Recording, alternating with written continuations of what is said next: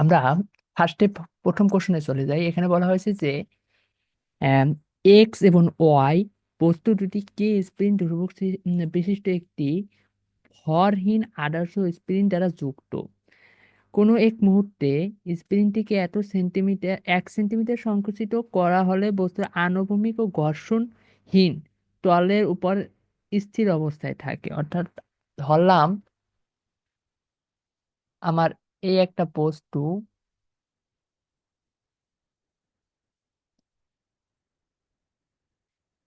এরা পরস্পর একটা স্প্রিং দ্বারা যুক্ত আছে। এখন এইটাকে যদি আমি 1 সেন্টিমিটার ধরলাম, এটিকে 1 সেন্টিমিটার আমি সংকুচিত করলাম। 1 সেন্টিমিটার যদি সংকুচিত করি তাহলে এখানে যে চলার উপক্রম হয়, এই উপক্রমে কোনো আহ ঘর্ষণ থাকে না। তার মানে ঘর্ষণ যদি না থাকে তার মানে মিউ ইকুয়াল টু জিরো। এতটুকু আমার আইডেন্টিফাই হইলো। এবং আনুভূমিক জিনিসটাও থাকে না, তার মানে আনুভূমিক উপাংশ যদি না থাকে তাহলে আমি আমার কোনো শুধু একটা উপাংশ নিয়ে কাজ করলেই হইতে আছে, আমার উলম্ব আনুভূমিক এই অংশে ভাগ করা লাগতে আছে না। তাহলে আমার ধরে নিলাম এটা এক্স বা ওয়াই যে কোনো একটা এক্সিসে আছে, তাহলে আমি শুধু এক্স যে কোনো একটা এক্সিস বরাবর কাজ করলেই আমার এই ম্যাথটা সমাধান করতে পারি। তাহলে বলা হয়েছে যে তলের উপর প্রস্তুতি মুক্ত করলে পরস্পর থেকে দূরে সরে যায়, এবং এটাকে স্প্রিন থেকে আমি সরাই নিছি। অর্থাৎ আমি এই স্প্রিনটাকে এইখান থেকে সরাইয়ে ফেলাইছি। তাহলে পরস্পর থেকে এরা কি হয়ে গেল, দূরে সরে গেল। দেন কোশ্চেন বলছে বস্তু স্প্রিন থেকে আলাদা হওয়ার মুহূর্তে এক্স এর গতিশক্তি, অর্থাৎ ধরলাম এইটা এক্স, এইটা ওয়াই, এইটার গতিশক্তি হয় 1 জুল। এখন কোশ্চেন এর আমার এক্স এর গতিশক্তি দেওয়া আছে, অর্থাৎ ই কে অফ এক্স দেওয়া আছে। তা আমাকে এখন বলছে এখানের কে এর মান নির্ণয় করো, কে ইকুয়াল টু হট। আর আমার ওয়াই এর গতিশক্তি দেওয়া নাই, কিন্তু কোশ্চেনে বলা আছে যে এক্স এর ভর ওয়াই এর ভরের 4 গুণ। তার মানে কি বলা আছে, M X equal to 0.4 M Y. এখন আমি এটা কিভাবে সমাধান করতে পারি? আমি সমাধান প্রসেসে যাই। ফার্স্টে আমি এখান থেকে লিখতে পারি যখন স্প্রিংটার মোট শক্তি ই সমান সমান E K of X plus E K of Y. এখন স্প্রিনের মোট শক্তি সমান সমান কি লিখতে পারি, হাফ কে এক্স স্কোয়ার সমান সমান half M X V X এর square plus half M Y V Y এর স্কোয়ার। দেন এইখান থেকে আমি কি লিখতে পারি, এখান থেকে আমি যদি ভরবেগের নিত্যতার সূত্র অ্যাপ্লাই করি, যখন আমার স্প্রিন মুক্ত করা হয়েছে, অর্থাৎ স্প্রিন যখন মুক্ত করছি, যখন স্প্রিন অবস্থায় ছিল তখন এরা পরস্পর স্থির ছিল। তার মানে কি আদি ভরবেগ এদের zero, P I equal to zero. আর যখন এদের স্প্রিন মুক্ত করছি তখন একটা ভরবেগ হয়েছে, অবশ্যই এই আদি ভরবেগের সমান হইবে। তো আমরা এখন যদি এখানে ভরবেগের নিত্যতার সূত্র অ্যাপ্লাই করি, পিআই ইকুয়াল টু পিএফ, তাহলে আমি এখান থেকে কি লিখতে পারি, M X into M X into V X plus M Y into V Y equal to zero. এইখান থেকে আমি কি লিখতে পারি, এইখান থেকে আমি লিখতে পারি যে V X by V Y, V X by V Y সমান সমান minus M Y by M X. এইখানে যদি আমি এখন আমার এইখানে যদি আমি এম এক্স এর মানটা বসাই, তাহলে আমি কি পাই দেখো, এখানে যদি আমি এম এক্স এর মান বসাই, V X equal to V Y সমান সমান minus M Y, divided by 0.4 M Y. এইখান থেকে যদি আমি একটা ইকুয়েশন দাঁড় করাই, ইকুয়েশনটা যদি দাঁড় করাইলে আমি ইকুয়েশনটা পাইতে আছি ভি ওয়াই সমান সমান -2/5 ভি এক্স। দেখো আমার ইকুয়েশন একটা চলে আসলে, এখন আমি এইখান থেকে ওয়াই এর গতিশক্তিটা বের করি। ওয়াই এর গতিশক্তিটা কিভাবে বের করতে পারি?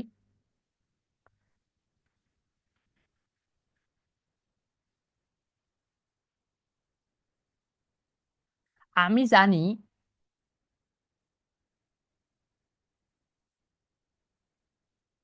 ইউআই সমান সমান half M Y V Y square. Half M Y, M Y সমান সমান লিখতে পারি 1/0.4 M X into V Y সমান সমান লিখতে পারি -2/5 ভি ওয়াই এর হোল স্কয়ার সমান সমান। এইটা যদি আমি এখানে ক্যালকুলেশন করি, ক্যালকুলেশন করে আমি এখানে মানটা পাবো 0.4 এম এক্স। দেখো এইখানে এখন যদি আমি তোমার মানগুলা বসাই, হাফ কে এক্স স্কয়ার সমান সমান, এইটার মান আমার দেওয়া আছে কোশ্চেনে,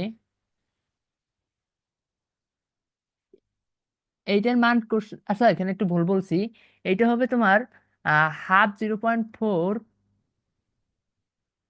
ইএক্স। আমার ইএক্স এর মান দেওয়া আছে 1 জুল, তার মানে 0.4 × 1 জুল সমান সমান 0.4 জুল। এখন আমি এইখানে যদি মানগুলো বসাই, এই অংশটার মান অন, এই অংশটার মান 0.4, তার মানে আমি দুইটা যোগ করি 1 + 0.4, তার মানে কি চলে আসলো এখানে, হাফ কে এক্স স্কোয়ার সমান সমান 1.4 জুল। এখন এইখানে যদি আমি এক্স এর মানটা বসাই, এখানে বলা আছে যে 1 সেন্টিমিটার সংকুচিত করছে, তার মানে আমি এক্স এর মান বসালে আমি কে এর মানটা পাইয়ে যাই। তাহলে আমি কি করতে পারছি, কে সমান সমান 2 × 1.4 / 1/100 এর whole square newton per metre. এখান থেকে আমি ক্যালকুলেশন যদি করি, ক্যালকুলেশন করলে মানটা আছে 2.8, 2.8 ইন্টু 10⁴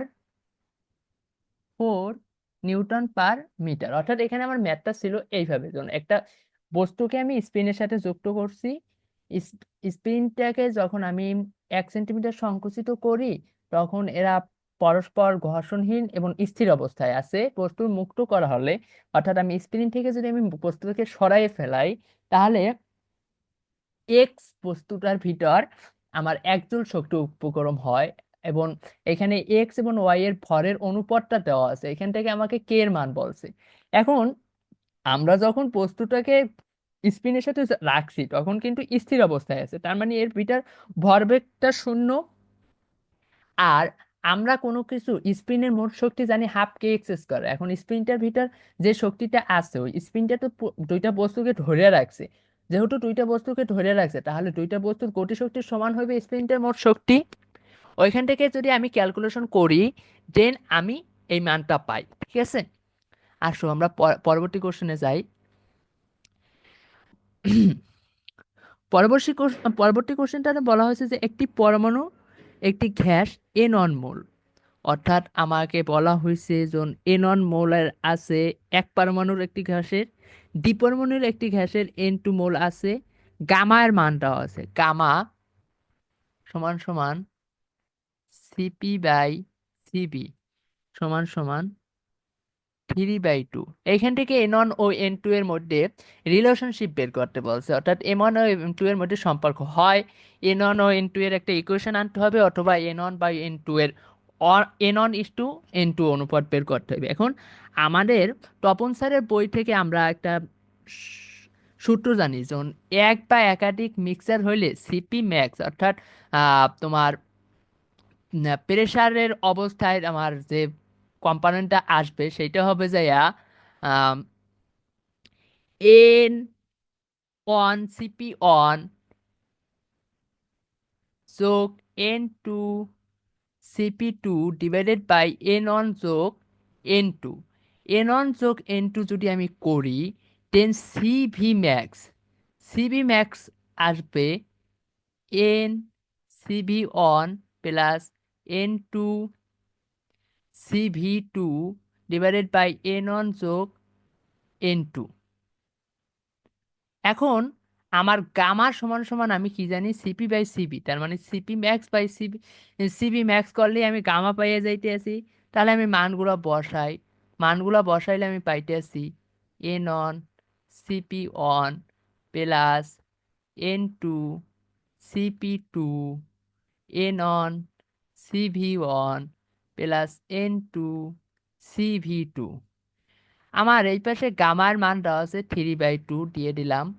দেন এইখানে আমি এখন মানগুলো বসাই। N1 সিপি অন আমি এটাকে এক পারমাণবিক গ্যাসের জন্য নিছি, তার মানে আমার কত হইবে, এক পারমাণবিক গ্যাসের জন্য সিপি এর মান হচ্ছে 5/2 আর, তাই 5/2 আর, তাহলে আমি এখানে বসাই 5/2 আর যোগ N2 7/2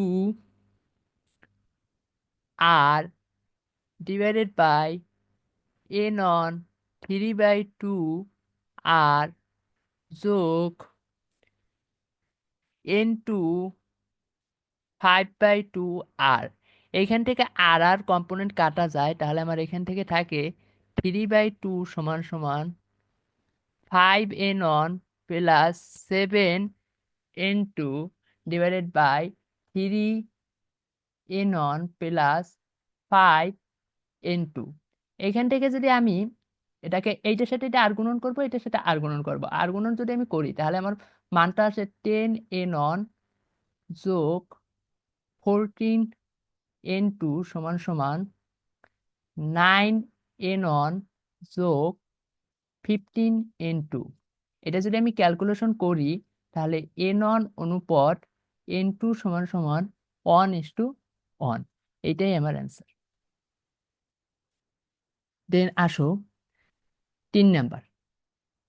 3 নাম্বার কি বলছে যে কার্শফের সূত্র অ্যাপ্লাই করে আমার প্রতিটি শাখার বিদ্যুৎ নির্ণয় করতে বলছে। এখন আমি কার্শফের সূত্র অ্যাপ্লাই করি। ধরো এখন এটাকে আমার আগে ডিনোট করতে হবে, কয়টা লুপে আমার সমাধান করতে হবে। এইখানে আইসে আমার কারেন্ট, এইখান থেকে আমার কারেন্ট ঢুকছে আয়ন, এইখানে আইসা কারেন্ট দুই ভাগে বিভক্ত হয়েছে, এই জায়গায় একটা গেছে, এই জায়গায় একটা গেছে।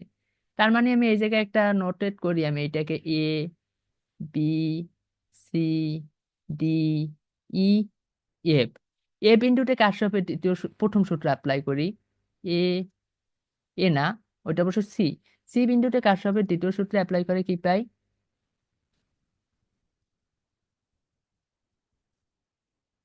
কার্শফের প্রথম সূত্র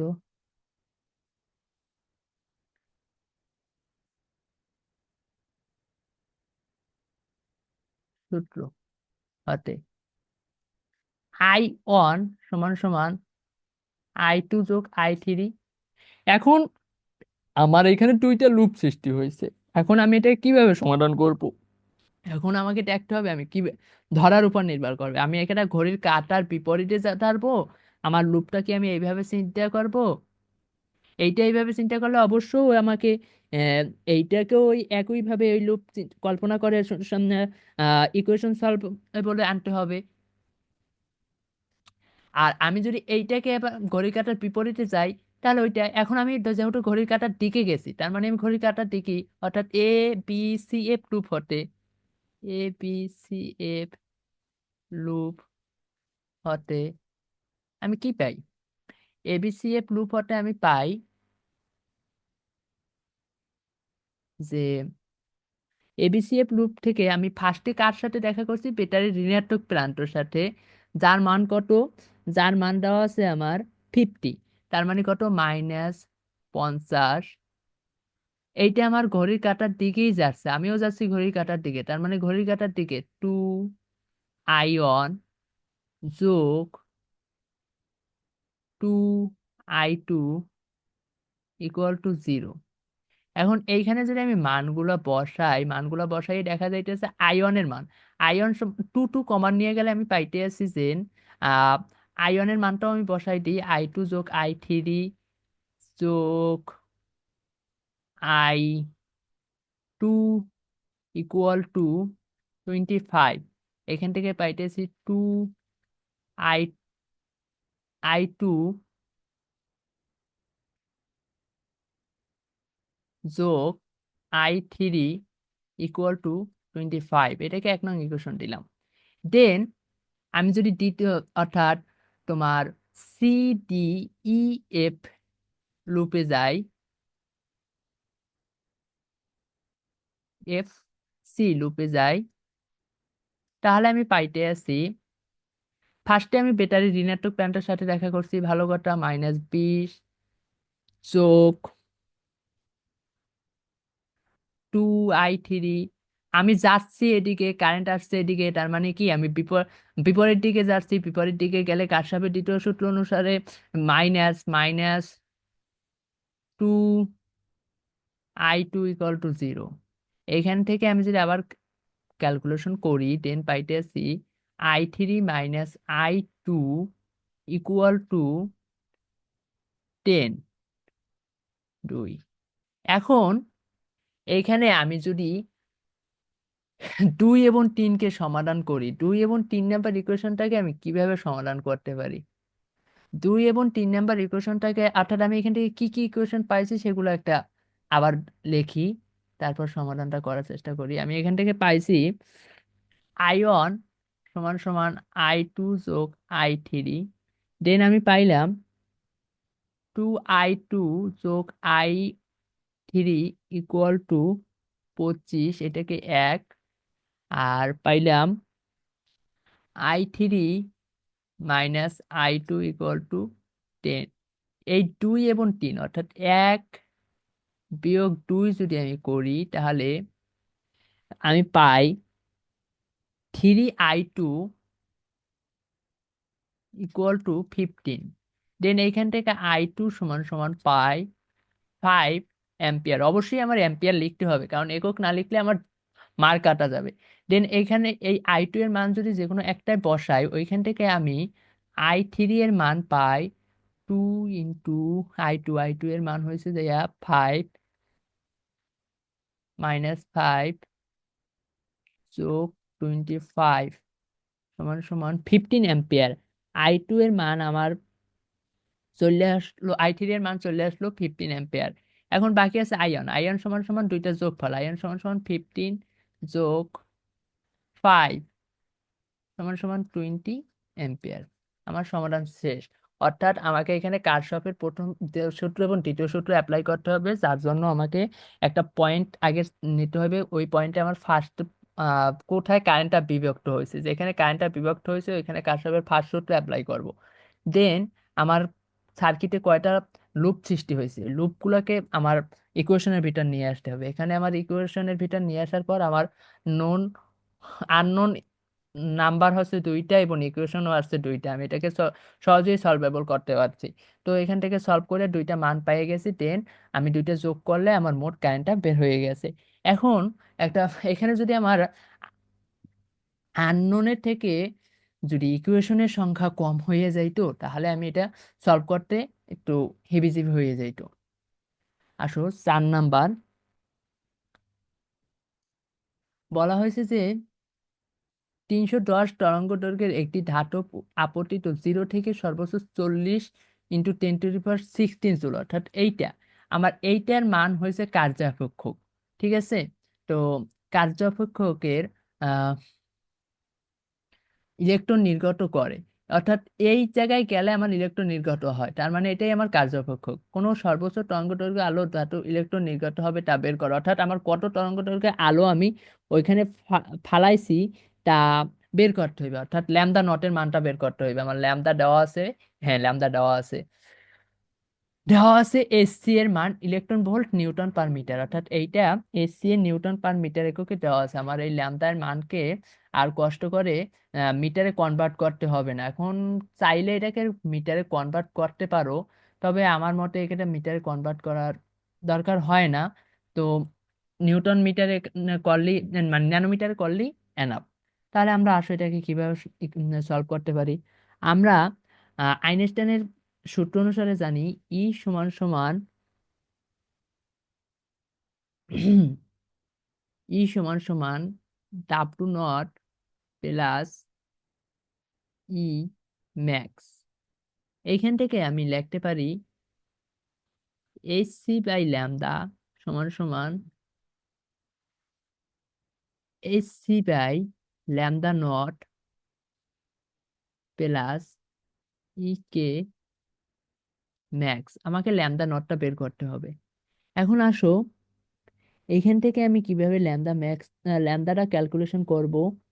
তো ল্যামদা নট যদি আমার বের করতে হয়, আমি আগে কি লিখতে পারি এখান থেকে, H C by lambda naught equal to E K max minus H C by lambda. এখন আমার কাজ হচ্ছে মানগুলো বসানো। মানগুলো বসাই। এখানে আমার মান এইচ সি এর মান 1240, সি এর মান সি এর মানটা আমার বসানোর প্রয়োজন হবে না, আমি বসাচ্ছি না। অর্থাৎ এটা আমার এইচ সি এর মানই দেওয়া আছে, তার মানে আমার সি এর মান বসানোর দরকার হবে না। ল্যামদা নট ই কে ম্যাক্স এর মানটা আছে 4 × 10⁻⁹। এখন আমাকে এটাকে ইলেকট্রন ভোল্টে ওকে নিয়ে যাইতে হবে। তার মানে আমাকে এটাকে কি করতে হবে, 1.6 × 10⁻⁹ দ্বারা ভাগ দিতে হবে। Minus 1240 divided by 310।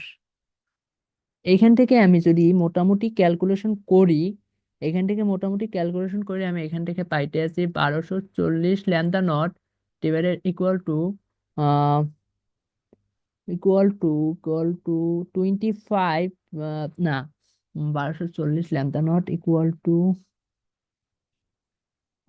4/1.6 মাইনাস 1240/310। তো এটাকে যদি আমি ক্যালকুলেশন করে ল্যামদা সমান সমান আমি পাই যে তোমার 826.67 ন্যানোমিটার। অর্থাৎ আমার এইখানে ল্যামদার মানটা আমি এইভাবে ক্যালকুলেশন করতে পারি, অথবা তোমরা যদি চাও ল্যামদা নটকে মিটারে কনভার্ট করে দেন এইটাকে ইলেকট্রন ভোল্ট ন্যানোমিটার যেহেতু দেওয়া আছে, এটাকে তোমার তখন এইচ এর মানটাকে 6.634 × 10⁻34 এবং সি এর মানও বসাতে হবে। তো তোমরা যেভাবে ইচ্ছা ক্যালকুলেশন করতে পারো, আর আমি এই মানটা সম্পূর্ণ ক্যালকুলেটর ইউজ করে করছি। তো এইটা তোমাদের সাথে হয়তো এক দুই হাত, তোমরা তো হাতে করছো, এক দুই কিছুটা চেঞ্জ আসতে পারে। তো এক দুই চেঞ্জের জন্য তেমন কোনো মার্কেট পরিবর্তন আসে না। অর্থাৎ এইটা তোমার যতটা এই সূত্র এবং মানগুলো বসাইতে পারলেই হয়ে যায়। আর আমি এখানে একটা ভুল বলছিলাম জন্য, এটা কার্যভাবক, আসলে এটা কার্যভাবক না, এখানে বলছে যখন 0 থেকে সর্বোচ্চ 40 × 10 গতিশক্তি ইলেকট্রন নির্গত হয়। অর্থাৎ যখন এখানে আমি 310-এর একটা ইলেকট্রনের উপর 310 ন্যানোমিটারের আলো ফেললাম, তখন এইখান থেকে 40 চল্লিশ না তো 4 × 10⁻⁹ জুলের একটা ইলেকট্রন নির্গত হয়। এবং আমি ম্যাথ করার জন্য আমি সর্বোচ্চটা নিয়েই করছি, জিরোটা নিয়ে যদি করি তাহলে আমার এখানে জিরো নিয়ে করলে তো শুধু আমার ই ম্যাক্স জিরো হয়ে যায়, তখন শুধু কার্যক্ষেত্রের এই ল্যামদা নটটা আমার বের হয়ে যায়, যা এইটার সমানই হয়ে যায়, তাতে তো আর আমার কোনো লাভ নাই। তা আমার সর্বোচ্চ গতিশক্তি নিয়ে কাজ করলে আমি কার্যক্ষেত্রটা বের করতে পারি। অর্থাৎ আমার নির্গত হতে কি পরিমাণ আলো ফেলতে হবে, তা তো আমি এখান থেকে সর্বোচ্চ তরঙ্গ দৈর্ঘ্যে কি পরিমাণ ফেলতে হবে সর্বোচ্চ তরঙ্গ গতিশক্তি পাওয়ার জন্য, তার জন্য তো অবশ্যই আমাকে সর্বোচ্চ গতিশক্তি নিয়ে কাজ করতে হবে। সর্বনিম্ন গতিশক্তি বা এর মধ্যবর্তী কোনো একটা গতিশক্তি নিয়ে করলেও তো পাবো না। এই জন্য আমি এটা করছি। ম- আল্লাহ হাফেজ, এই পর্যন্তই।